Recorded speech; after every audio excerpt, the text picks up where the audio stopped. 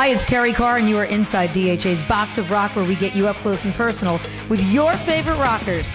This week, we celebrate the release of an amazing new record, World on Fire. Box of Rock devotees, I bring you Slash. I want to talk about the new record, World on Fire. Tremendous. Did you have as much fun making it as it feels for the fans like you did? Yeah, it was a really fun record to make. We had a great time.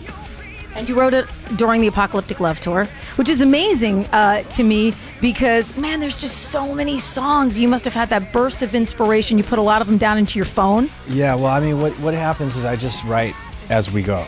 Yeah, I'm writing now, for what'll be a future record.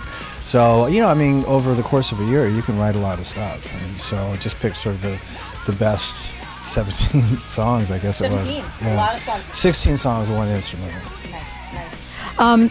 The band, so amazing. You and Miles, such great chemistry. And I mean, it's such a great band. It's like a band now. Do you feel that? The rhythm section, of course, just phenomenal. Every night that you're out there, I mean, does it feel like more of that cohesive unit for you? Yeah, I mean, it started out, just literally the first rehearsals that we did before we ever played our first show, which was back in 2010. There was that instantaneous, like, okay, this is going to be cool. And then we went out on the road, and it just sort of excelled from there. And then at some point along the way, I was like, man, this band's killer. I'm just going to go in the studio and make a record with these guys. And that's where Apocalyptic Love came from. And then we just kept going. We've been working so hard that you just can't help but sort of just fall more deeper into the pocket, so to speak. And then we went in and did this record, and you can definitely tell there's sort of it's evolved since it first started. Well, there's so many textures on this record. I mean, obviously, World on Fire is exactly what the Slash fans love. It's got that real down and dirty rock and roll sound. I love the Dissident.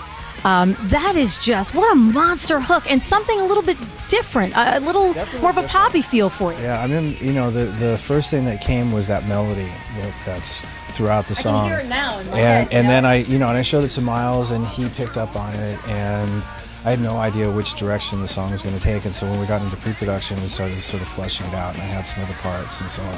And it ended up sounding really cool, but it's definitely different. It's not your straight-ahead hard rock song. It's a little bit more melodic. Yeah, and Bent to Fly and Shadow Life, just amazing songs. I always say you can be the iconic musician that you are, but without the songs to really back it up on a record, what do you have when you get out there and you play for these crowds? You need those songs, and those songs are so prevalent in this collection. Yeah, and Miles and I definitely have a good writing rapport, and so it's really nice because I can come up with some cool parts, and he automatically finds melodies, and the songwriting has just been sort of excelling. Well, I think that chemistry between you guys is just undeniable. I saw the first tour you did with him on the first solo record, and probably together as a band maybe about 10 times.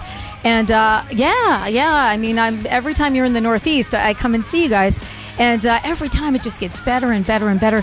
Odd for you, though, because you went out and played these songs to big crowds, and the record hadn't come out yet. What was that like? Well, we did that on the first solo. Okay, right. Yeah, and that was just.